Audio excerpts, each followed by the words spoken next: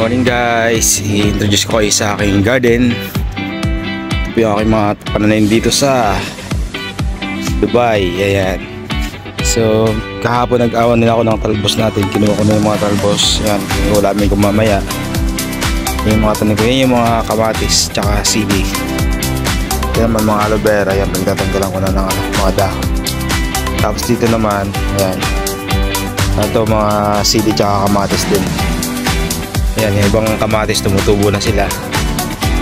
Yan, so ito yung garden natin dito sa rooftop namin. Yan mga sili, yan, tumutubo na rin sila.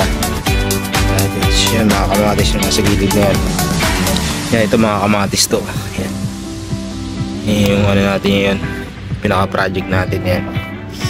So yan, yung kalabasa sa gilid dyan sa gagapang, papunta doon sa gilid dyan.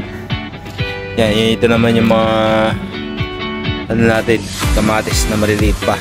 So hindi pa natin nalilipat. So ito yung sa ampalaya, yung paggapangan ko sa pagagapangin.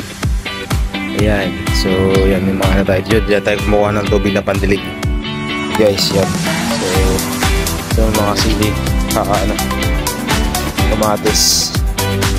So ayan guys, medyo ano, yung ano natin dito, pakita ko yung nasa ilalim. Yan, may mga punla po tayo dito ngayon na kamatis. Yan, ito ganun din, mga sili tsaka kamatis mix na po dito. Ayan, so yan, ito po yung garden natin dito sa taas.